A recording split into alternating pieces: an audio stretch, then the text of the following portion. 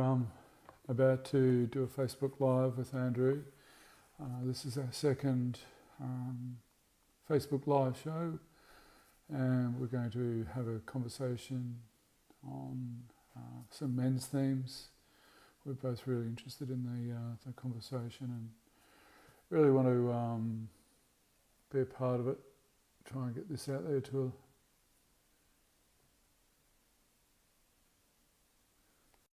Okay, Andrew's coming on board now. I don't know whether he can hear me very well at this point.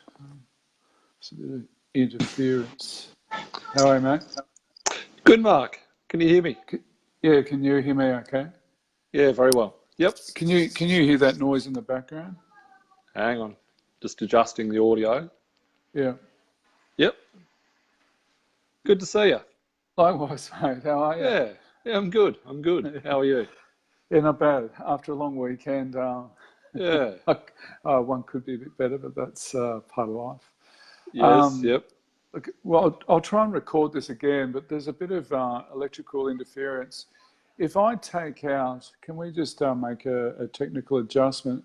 And I just want to see if you can still hear me okay, because I've got these headphones in, which are speaking to you via, but if I take it out, you may not be able to hear me properly. So I just want to double check on that. Is that okay?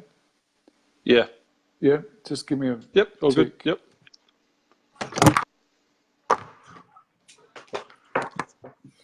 Whoops. That was a good effort. All these things. Can you hear me okay? Yes, I can. Yeah. You can. Yep. Okay, no, that's really good. All right, because that's taken out that interference. So let's get rolling, mate. I'm just going to press record on the digital recorder. So we've got Look, a podcast. Mark, sorry to interrupt you there. Yeah. It is starting to get an electronic tinge to it, the voice. It stopped on my end, so it should. Oh, that's better. Yep. Is that better? Yeah. Yep.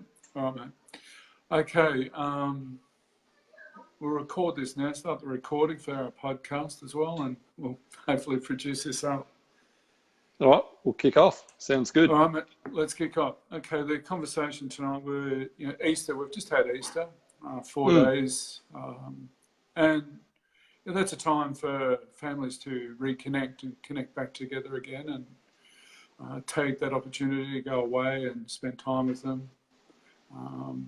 And for men, I'm wondering whether our old model of connection is starting to become a little bit outdated, and people are expecting, and particularly our partners, our intimate partners, are expecting more on how we men have historically connected to them. I'm wondering if that's something you've come across in your work.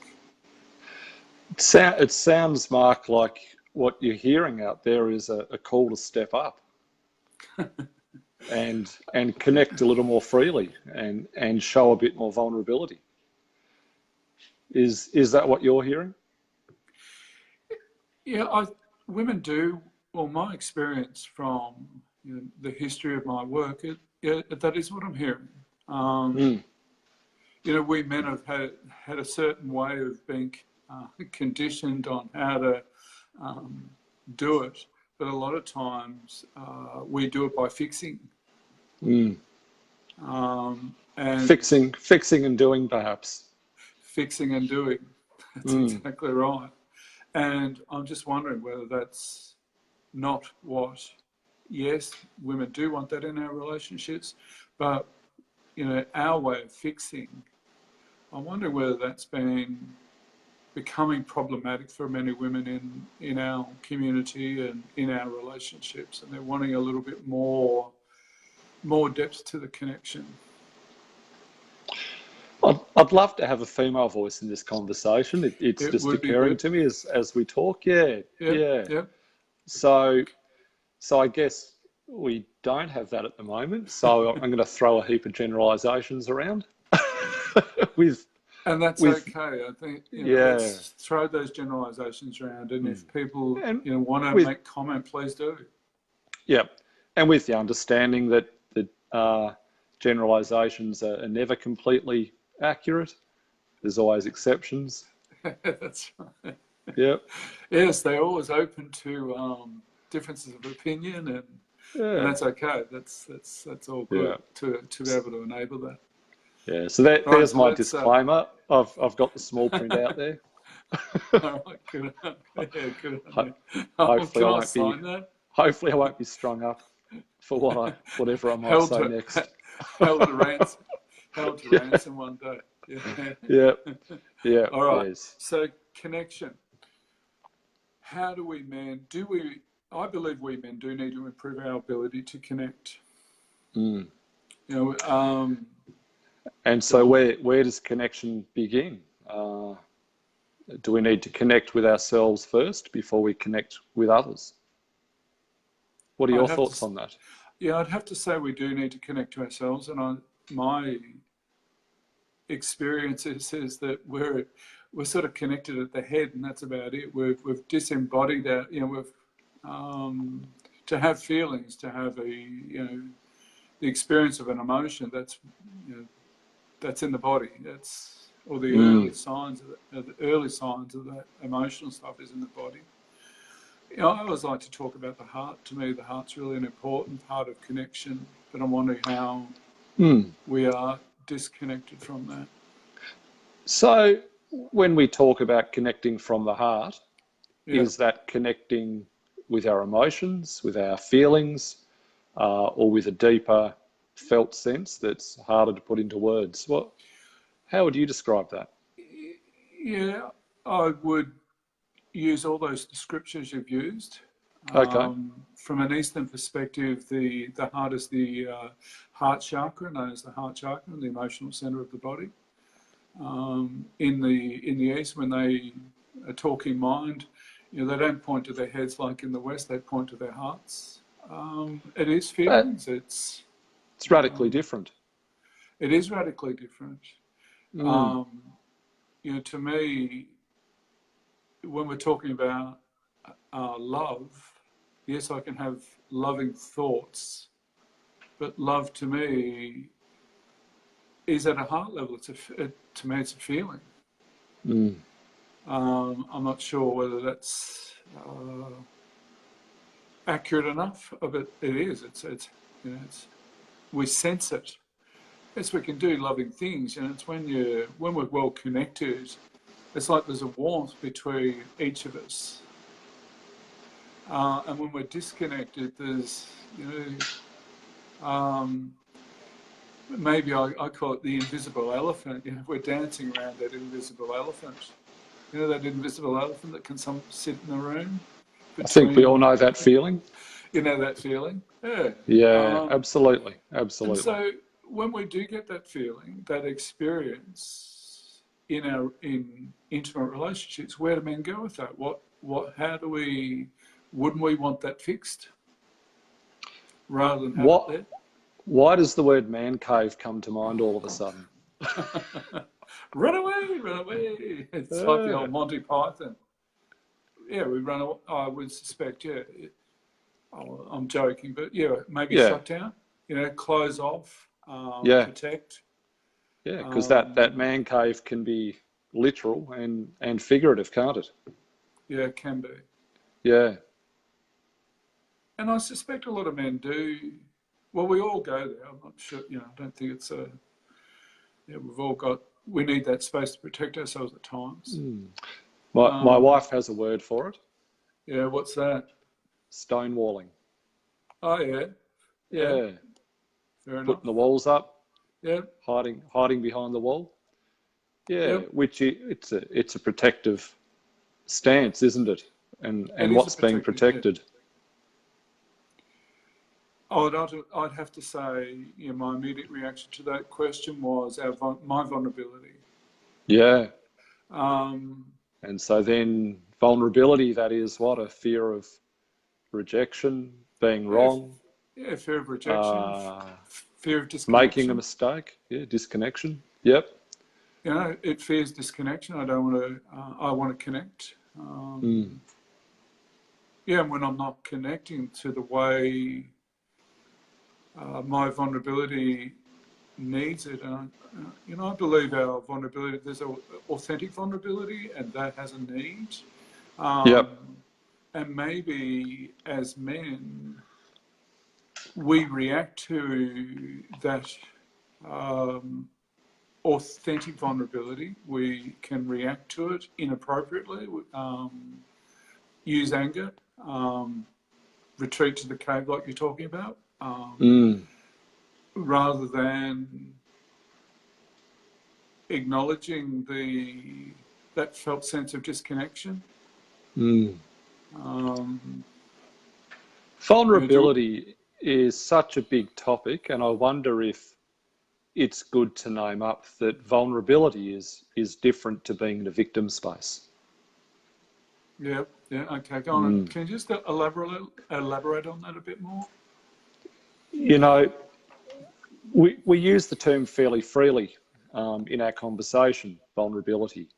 But then I wonder how people may hear that, that are watching, if they're sitting there, what these blokes on about? What's this vulnerability stuff? Is that is that being weak, or is it being really needy? Is it admitting that you're wrong? Maybe it is. But I think it's good to name up. There's a subtle difference between being vulnerable and being in our victim energy. What are your thoughts? Yeah, when you're sharing about the vulnerability, I'm wondering whether there's we could divide the vulnerability up into a number of processes. Like you've got Bren Brown's conversation about vulnerability, but that's like taking risks. When we're out there taking risk in business, there's a vulnerability, there's a courage that comes with that. Yep. The other vulnerability you're talking about is that victimise, the poor, I call it the poor me's. I'll, dribble because I'm not getting my needs met. And so that to me is the victimhood, the poor me, poor me. And historically I would have retreated to the cave and probably still do occasionally. But and I'm wondering whether in that victimhood stuff, the victimizing of it, that's where we can be guilty of perpetrating. If you're archetypally both the victim and the perpetrator on the different sides of the same coin. And historically, I'm wondering whether part of the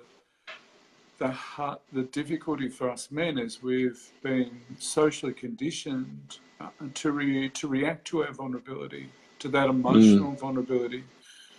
The vulnerability you talked about when we make mistakes or fail is, could we equate that to a sort of an egoic vulnerability?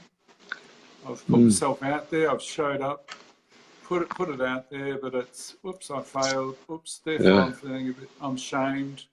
My ego's shamed, I'm embarrassed, there's humiliation, disappointment, which then moves into the sort of the feeling space of that. But it's how do we learn to connect to those deeper feelings that are associated with vulnerability. And the more we connect with those in ourselves, I wonder whether we then get to know them before we turn them into reactions, and we can then respond from them. Do you know what I mean? It's like I can respond. I've got I'm experiencing some vulnerability here, authentic vulnerability, and I want that. Would you mind? Can we have a conversation about that need, whether it's right, wrong, or indifferent? Some of that need might be mine. But by having the space to have a conversation about it, I might then also get to know that, from my partner's perspective, that could be my some of my neediness that I'm not conscious of. But by having the dialogue, we both can get closer to breaking or to working through to get through that invisible elephant. And that's what I mean by coming back into that connection. Yeah, why are we disconnecting? What's going on? What's happening? You know, what's missing? What's not being said? What's going on? You know, how do we communicate that? So you're talking there about a process that opens up possibility and the opportunity for things to change, which is very different from perhaps taking a victim stance and then feeling a sense of righteousness that wrong has been done to me, and therefore I'm going to use that as fuel to fire back a missile verbally or otherwise. Or when we're reacting, you know, I call that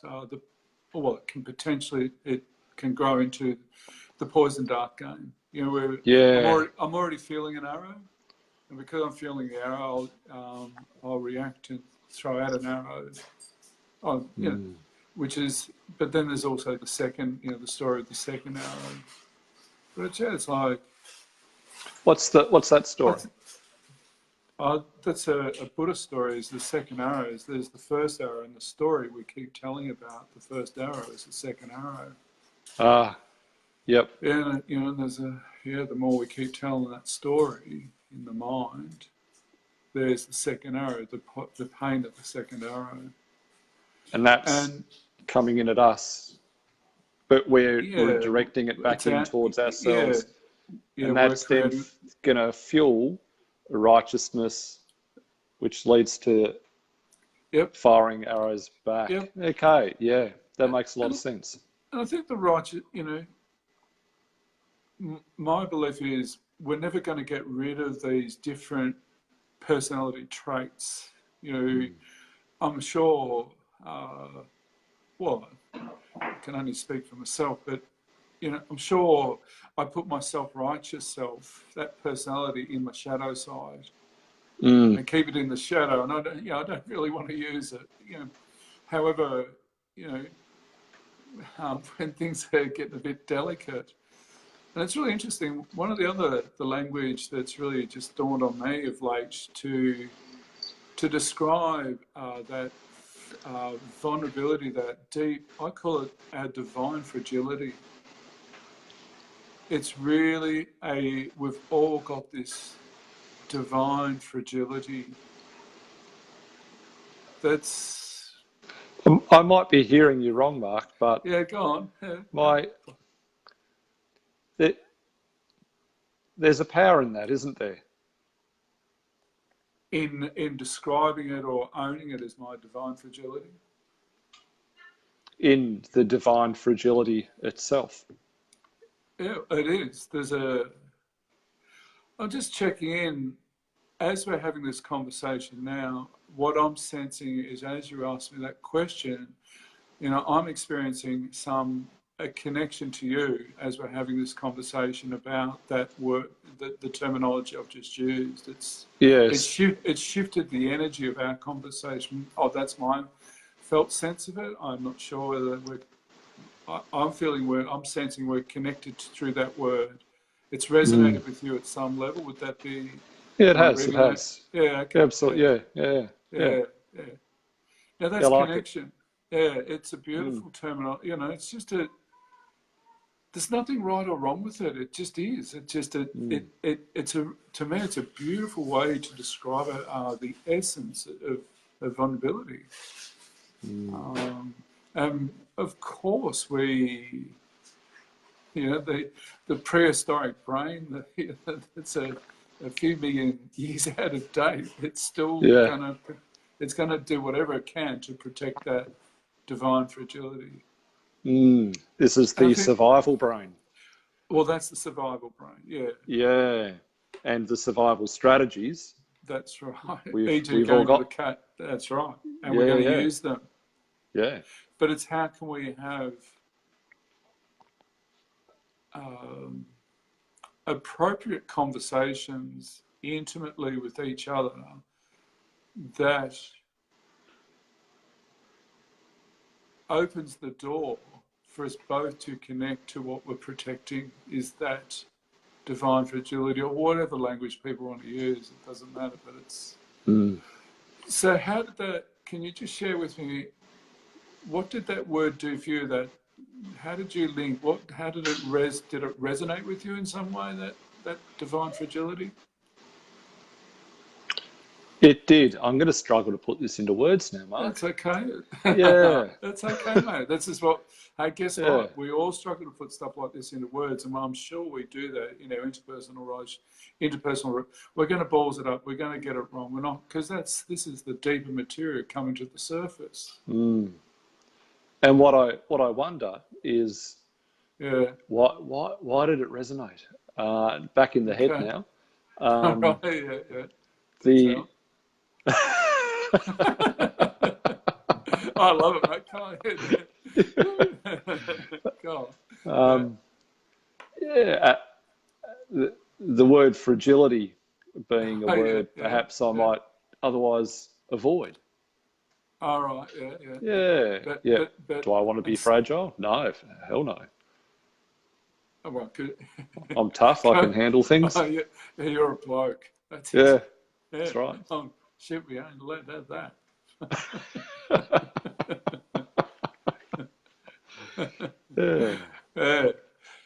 And it's men, feel that sense that we're having a joke. There's some humour there, but are we resonating with it now? And this is, oh my God, it's sort of, how do we put words to it? What does it need? What does it need? How much connection? I'm hoping that's a rhetorical question at the moment. It needs us to connect to it. We need to protect it. We're all protecting every sentient being on this earth. I reckon is protecting it in some way. And that to me, it's when we connect to that in ourselves, I'm wondering then, can we start to protect it in much healthier formats, or some of the old male traditional conditioning is it doesn't meet it at all.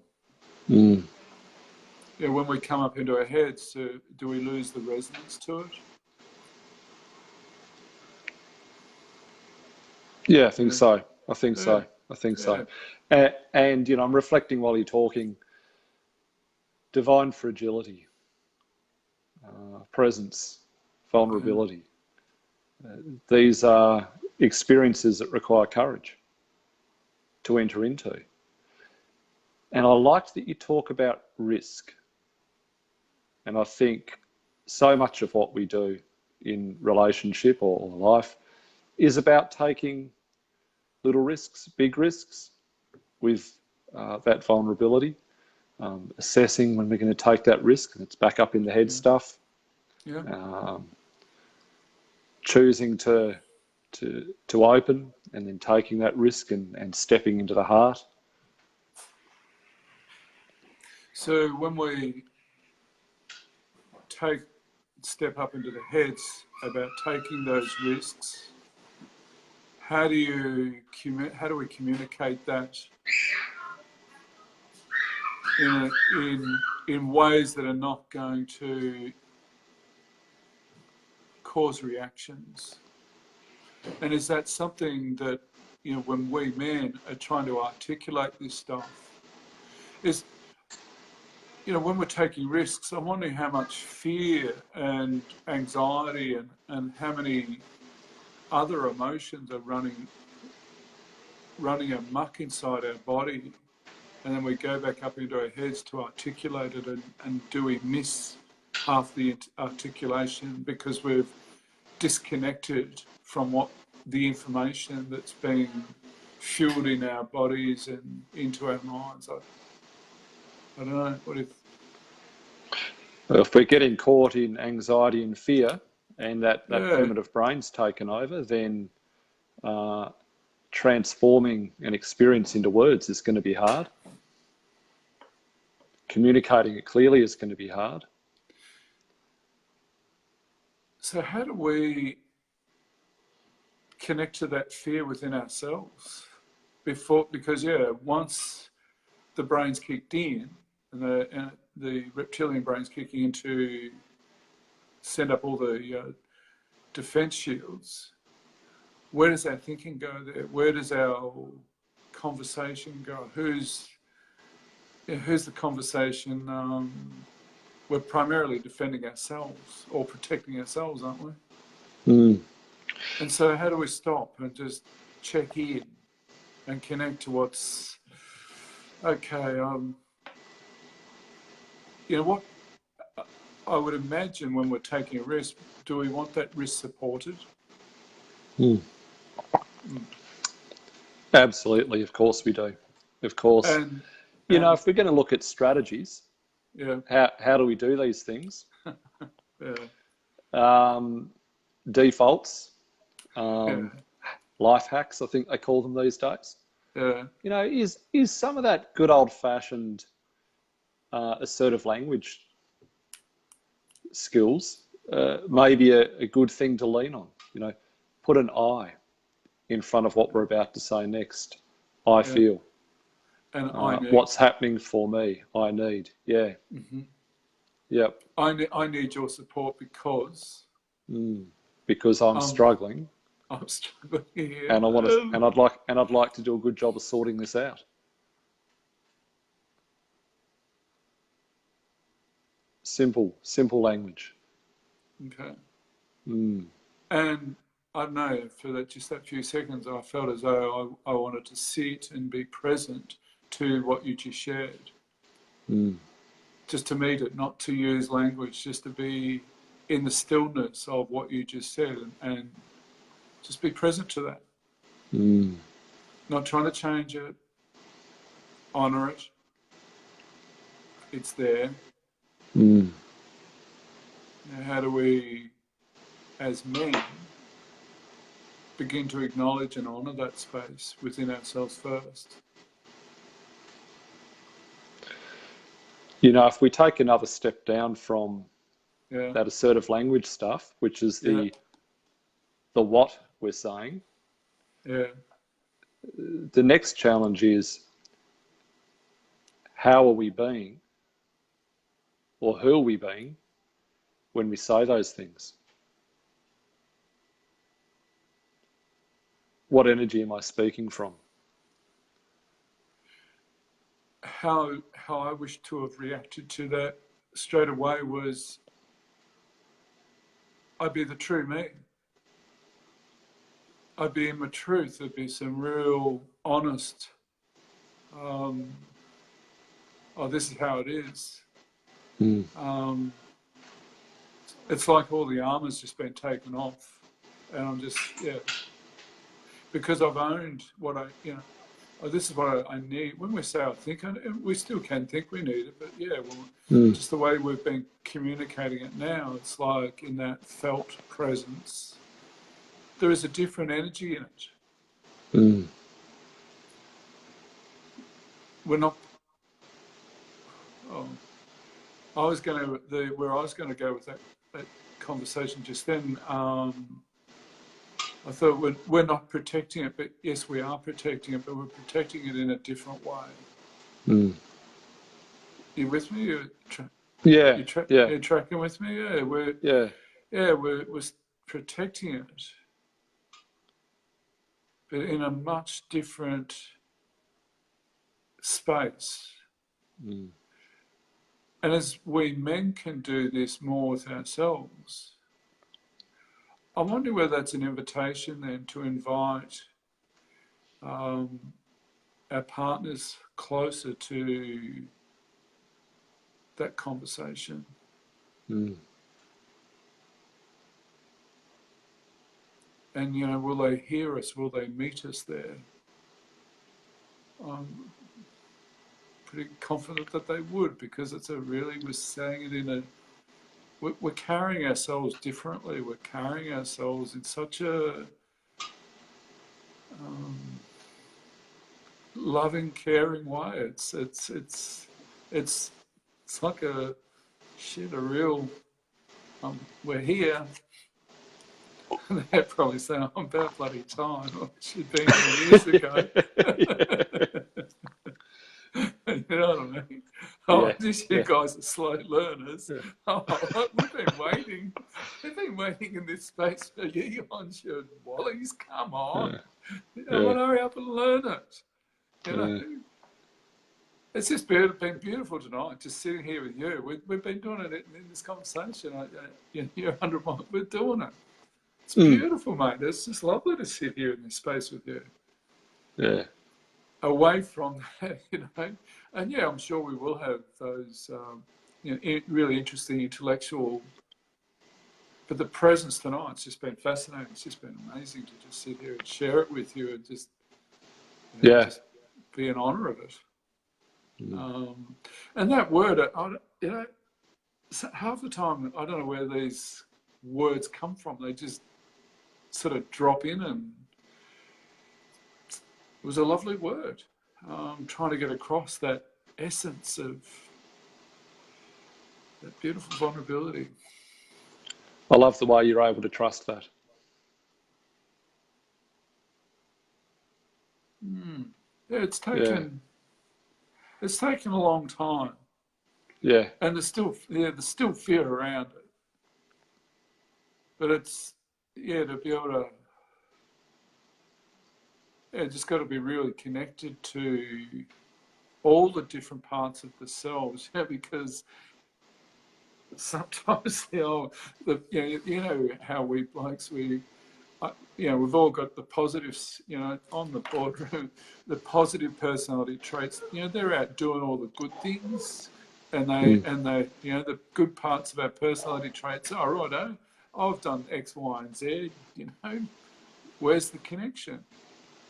Oh, I'm not connected. What the hell? And then all those, the personality traits from the shadow come out and start to react inappropriately, and then it's like the more we can start to observe the different dynamics of our boardroom table, the personality boardroom table, it's because we're not going to ever get rid of it. I don't know whether the personality boardroom table. Yeah. Sorry, I've taken me a moment to catch up there. Oh, okay. So this is, you're referring there to all the different ways that we can be. And the shadow, those things which we deny, and those things which we live.